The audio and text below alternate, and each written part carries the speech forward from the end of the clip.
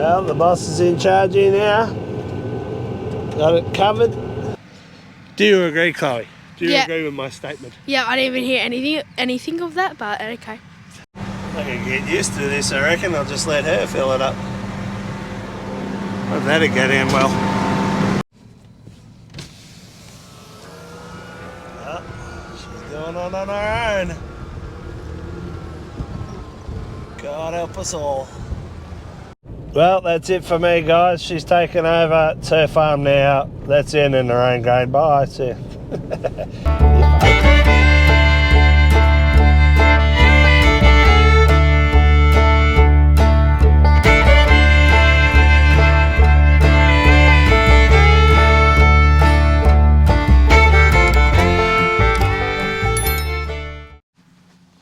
Welcome back to another week of YouTube.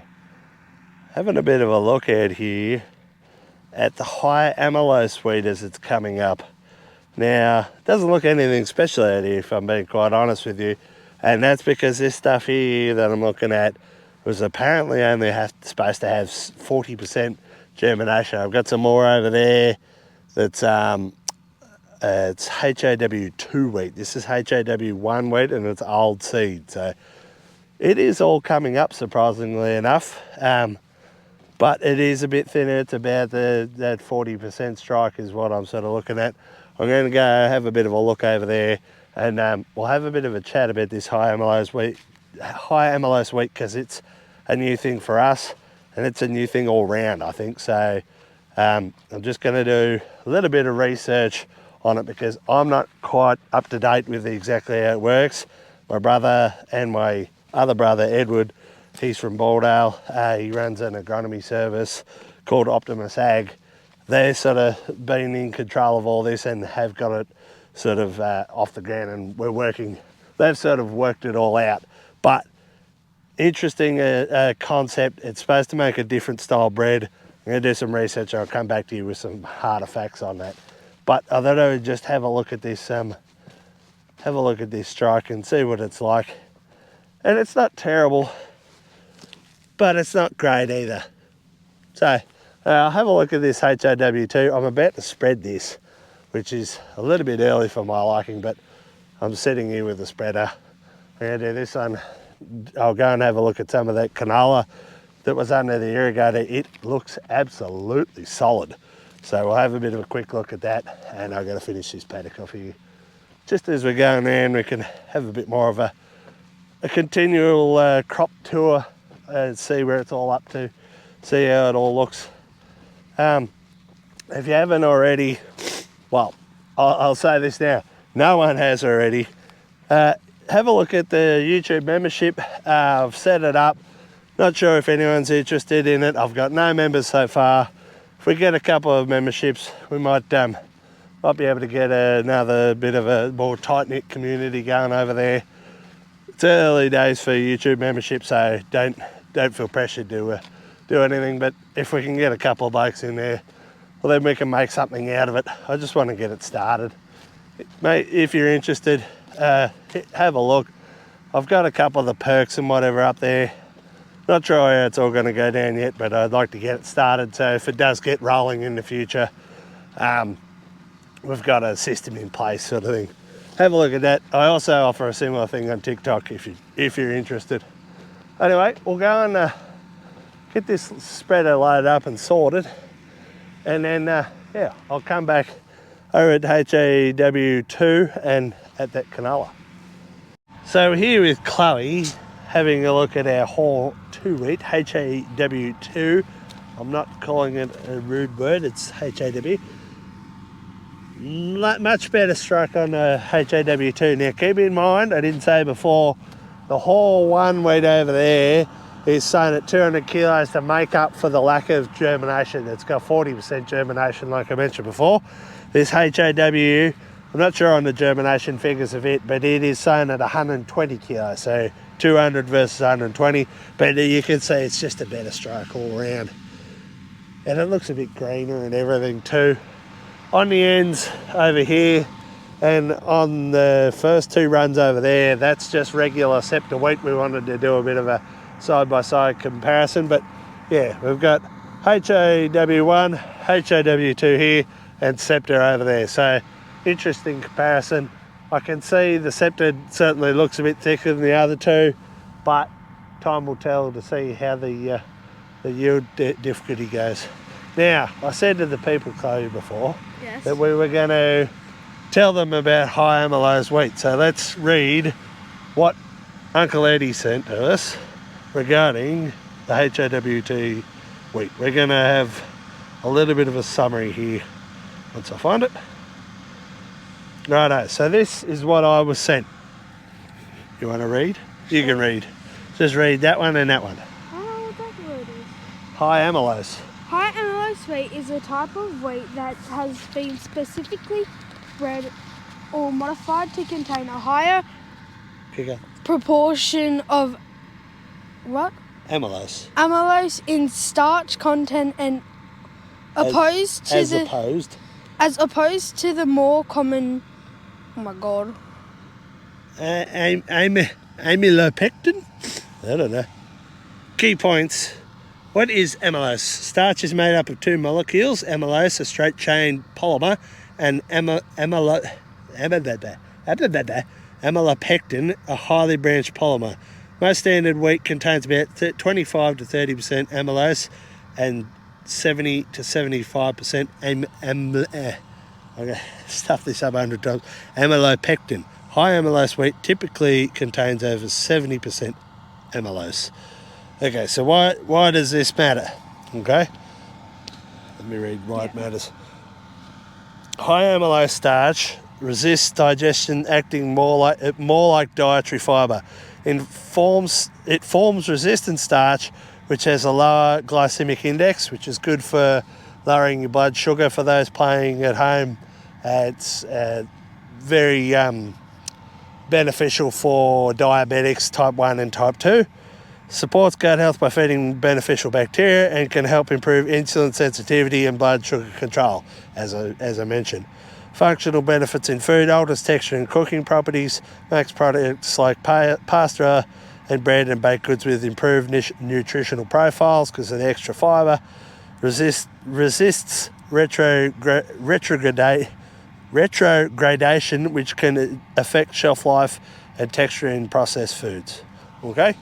So basically, what all that gobbledygook means, can you have my phone please, Chloe? What all that gobbledygook means is it's got a better fibre profile, which is better for all-cause mortality. In other words, it stops you dying. The higher fibre you have in your diet as a general rule across the board, the more likely you are, well, the less likely you are to die, much to the carnivore's disgust. But it's a little bit of a, I know a little bit about nutrition. I know one thing's for sure, it's generally not the fibre that actually saves you, it's the fact that fibre usually comes along with vegetables, plants, all those sorts of things. So while it does give it a better nutritional profile, and it does help with fibre uptake, hopefully, by having this high-amylose wheat bread, that doesn't necessarily mean it is more healthy. But it's a step in the right direction for most people because, as a general rule, the standard Australian diet doesn't have enough fibre in it. So if you can make bread that's got high fibre in it, it's beneficial for everyone all around. Do you agree, Chloe? Do you agree with my statement? Yeah, I didn't even hear anything of that, but okay. Good to see she's paying attention. You're going to take this to your next school project, don't you? Nah. Why not? Well, if you send me it, maybe. I'm going to have to send you. So most of that stuff I just read out came from Eddie, my brother, as I said, but it was actually produced by AI. I think the AI can summarise a lot of this stuff very quickly. Anyone who was interested in high-amylose wheat, perfect thing to punch into ChatGPT. Having fun there, mate? Yeah, I'm trying to keep one out. Righto. As you see, this end here, where we're walking across, is actually Scepter. You can see it's a lot more vigorous. But the beneficial bit of the high-amylose wheat for us as farmers is that it's worth a lot more money. So hopefully we can get a decent crop. This is 1/2 our lateral irrigator. Hopefully we can get some decent yields out here, and when we deliver it, they should give us a decent bonus. At least that's the plan. What do you see there, Chloe? Where do you go? So it seems like it was a bit too high in the soil, so it's like gone, hopefully gone down and tried to regrowth itself. I don't know. No, this is just a shooting wheat for anyone who's playing at home and doesn't know what it looks like Chloe. Sorry, Chloe. That's the seed. This is the shoot headed towards the surface, and these are the roots going down the bottom, which you've just pulled off there. So the roots go down, the shoot goes up, and that's where you get the plant from. Just looking at the distance, just show it in your hand again. That distance there is our depth of seed, so the white bit. When it goes green, it means it's out of the ground. So it's about 1 centimetre under the surface, which is probably a little bit shallow. We would like to see it about 1 inch under the surface. Okay. But just depends where it landed in the trench. Feels like it's poured. Yeah, well, it's most of the juice has gone into making the shoot. All the agronomists watching this are just going, what are you talking about? So our HAW wheat is getting its 200 kilo lick as we speak. You want to camera and film around there, Chloe?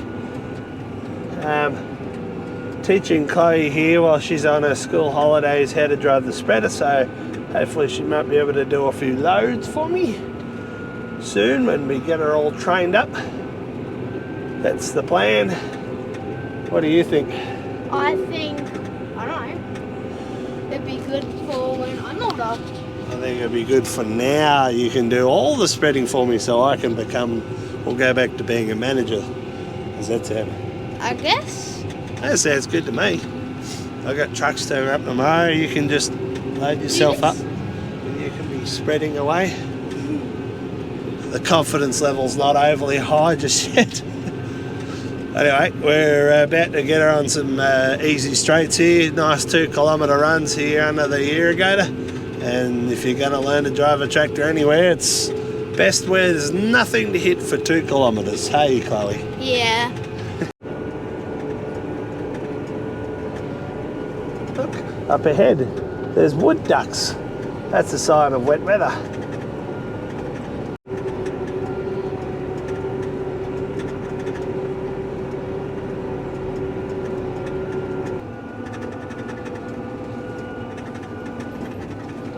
That was a dodgy turn. Dodgy. Dodgy. I can get used to this, I reckon. I'll just let her fill it up. Hope that'll go down well. Let's see how she goes on her own.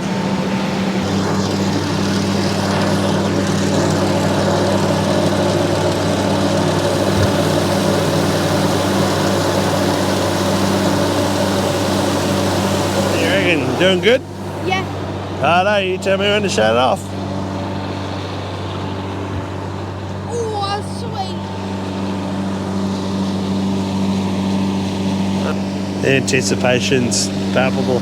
I'm Cut cold. it with a knife. I'm cold. I thought you were anticipating how full it was going to be. No, I'm just freezing.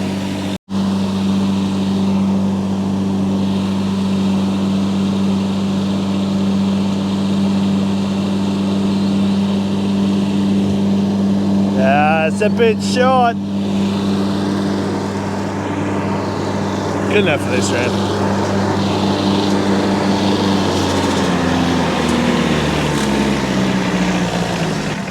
Great job, Chloe. You've nailed it. It's because you're taller, you can see more than I can. Yeah, because I'm paying more attention than you are too. Nothing. Well, the boss is in charge here now.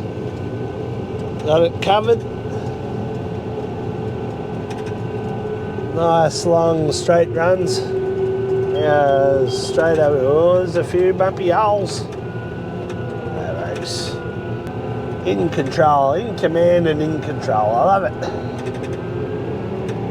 Soon I'll be going to the Bahamas. First corner.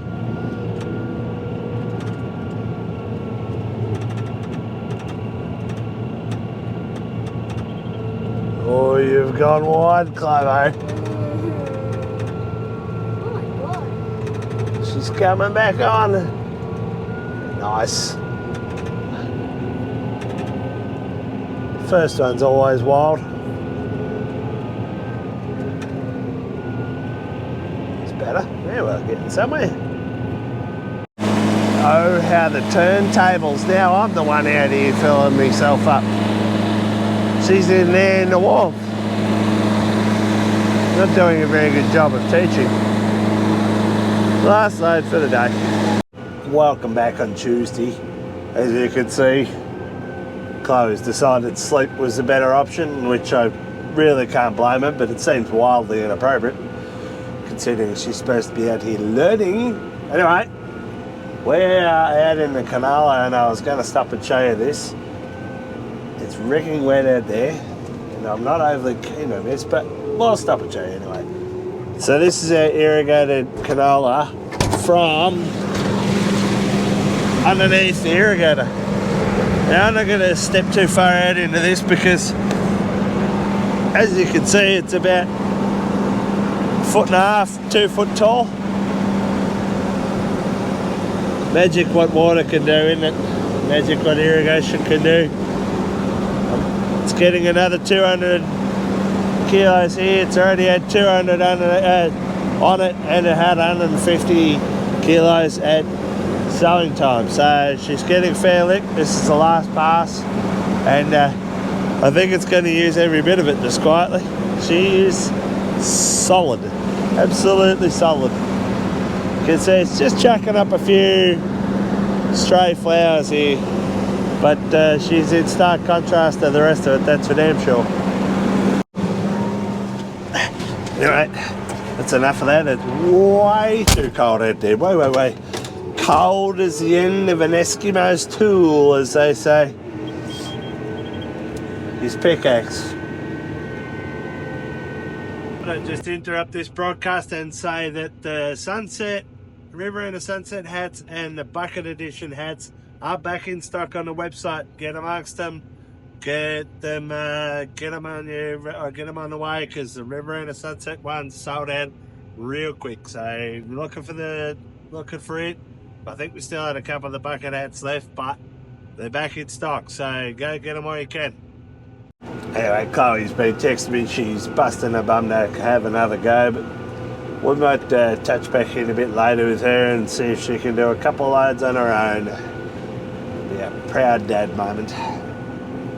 So returning to action after lunch here, and Chloe's finally decided to grace us with her presents. Oh, because you didn't wake me up this morning and I had to go to an appointment. Oh yeah, imagine if your boss had to wake you up every morning. How lovely would that be? That'd be bloody terrifying, actually, just thinking about it a bit more. Next time you have to set an alarm. Well, I'm not on my phone in my room. All the excuses. I guess your dog ate your homework too. What?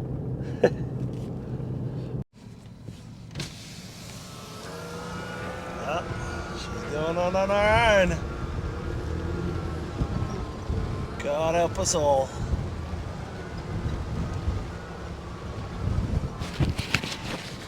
Well, that's it for me, guys. She's taken over. It's her farm now. That's in Narrain Grain. Bye. See ya. If only. If it was going to be a good time at any time to teach a 12-year-old girl where to drive a spreader, it's probably in irrigation bays that are about 250 metres long, because all they have to do is line up and get straight and drive straight every single time. She's doing a pretty good job. Doing a real good job. Perfect opportunity to learn how to corner properly. Just starting to get a little bit of rain here. I only got this urea spreader full and then we're done. We'll park up for the night. More urea coming tomorrow. I imagine this is what it's like having on an autonomous tractor. It's about half the speed of a regular operator. Can't fix itself, can't fill itself up, can't shift itself. Not that you really could shift yourself anyway. Can't make any critical decisions, but at least she's learning and at least she'll get better, where our autonomous tractor will stay the same. Eddie, what are we looking at here? What have you done to it? Damien. Damo. Sam, I think. Sam was driving this one. Having a few repairs on our Dunstan bin here because it is cracked out real bad all through here. I think there was a basic lack of grease at harvest time and it hasn't been any good since. Check bank. Check bank. Bottom down here and the weight kept pushing the centre down. Yeah, So right. cracked the centre out. You can see These where check banks are dynamite on these bins. It's done our Dunstan before. Done the balls before, and now it's done the Dunstan as well. And the balls is due for another round now, so less than ideal. Anyway, it's absolutely brass monkeys outside. It's not much better in here, but at least there's no wind. Getting into the servicing on the 104 because it was due. Dan's finishing up on it, I should say. How'd it go, Dan? Good. Pretty mess-free. New air cleaner. Have a look at the old one. Yeah, new air cleaner. She's missed a few services, the air cleaner. Just a few. One's double. 23 it had written on it. Double. That's just, I think that's probably from harvest, I think. The 104's suffering from a basic lack of maintenance, apparently too. At least it is in the air filter, but she's got a new one now. But I have to find a few more jobs here. Try and get this other side of this bin out and weld it up and whatever else. The laser bucket's due to go to Hutchin and Pearce in Finley. They're going to do the pivot pins, which are in sort of this area on the Johnny, of course, not on the Steigers. So it's going to get a birthday too. But yeah, just trying to work through a few of these jobs while it has rained, because we got, well, I'm not exactly sure how much rain we got. Probably about 5 to 10 mils, I think. Just this morning, so the fertiliser's come to a halt. Trucking's still going slowly, but some of it's come to a halt too because it's too wet where we're heading. But yeah, at least it's sunshine out here now. But it is very, very windy. Lots of cold fronts coming through at the moment.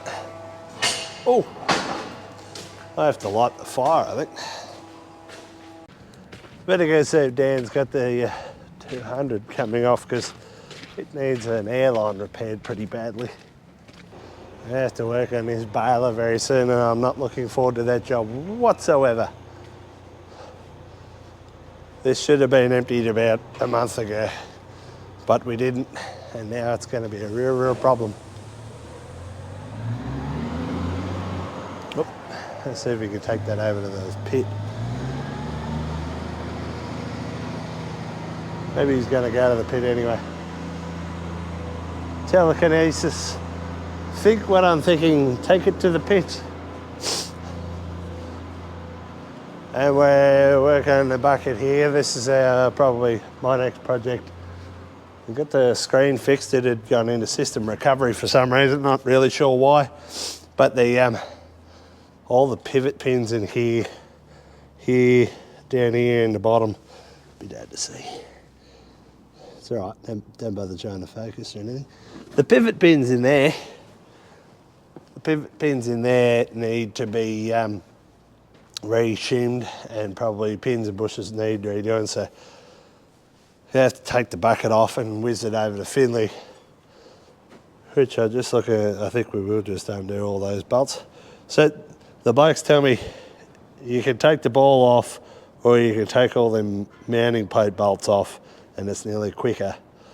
Put something up here, take a bit of the weight with the hydraulics and then just drive away, take all the plumbing and whatever off. It shouldn't be too big a job just looking at it. And there's the go to Hutchin and Pearce. needs to go Hutch and Pierce, and the X9's over there. It needs to come back from Hutch and Pierce once the pre-season's done. Just waiting to hear how far away that is. But yeah, we'll oversize it over there and then bring the X9 back in the same swoop, I'm thinking. Probably in the next week or two.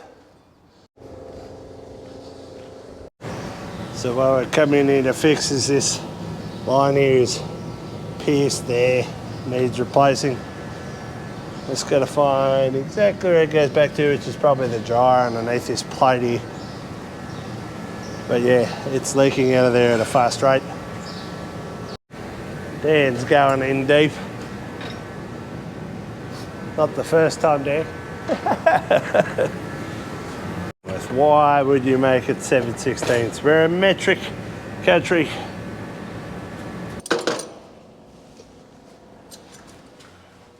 This could be challenging. Yeah.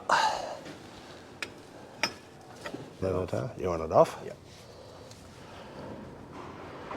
I've cut about 10 zip ties and I've got one clamp half undone.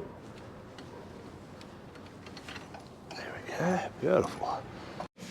One arm trucking is overrated apparently. We're going to one arm mechanicking. Now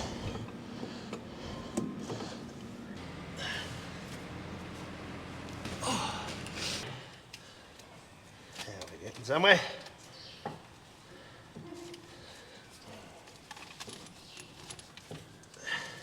Come to daddy. Yep. Hey, you. Don't fall over Don't the go wall. over there. Well, that's that. We got it. Way too much effort for what it was worth, but we got it anyway. It's longer than it looks, isn't it? Yeah. Look at that. Just a bit to go through there too. It's a bit to go through in a few spots, I think. Worth the effort.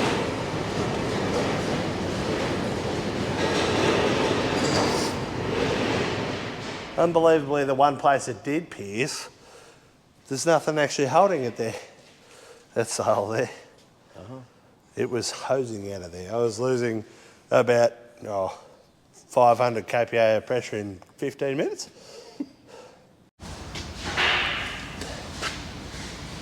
Yeah, it's going to be a problem.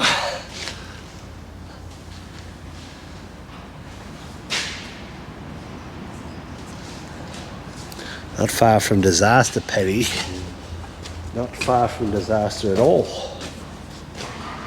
Another crack in that weld there too. Not nearly as bad though.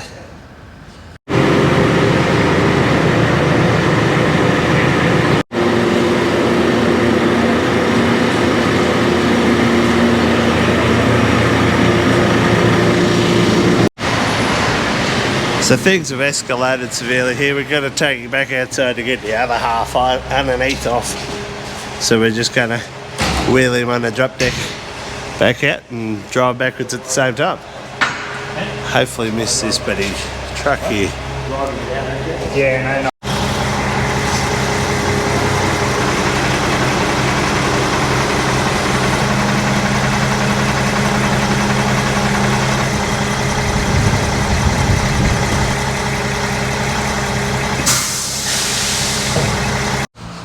Well, they said they were going to replace the chassis underneath, but I didn't think we were going to put a drop deck underneath it.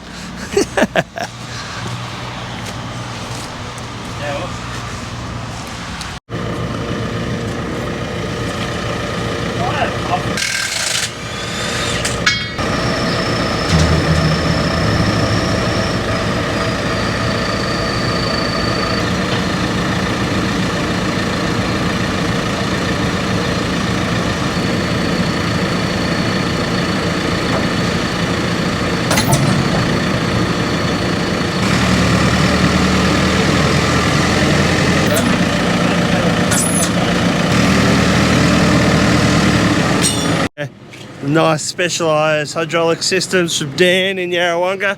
Couldn't even fix me problem today. You know? Sorry, Dan. Well, there's our wheels off for the day. The wheels are coming off the show quite nicely. I have to say the drop deck was a good idea, really. I'm going to drop all this system out of here. It's going to be cut out. We'll drop it out and hit it with a welder just like we did with the other side. Not a small job, but perfect time of the year for it. Anyway guys, that's about it for this week's YouTube. I'm just going to get that frame out of there tomorrow and Friday. Get this airline back in the 200, which Dan's going to tend to get the new hose, which is here. And that's about going to buddy fill us in for the week. I think a couple more truckloads tomorrow, and that'll be about it. All right, we'll see you all on the next one. Catches.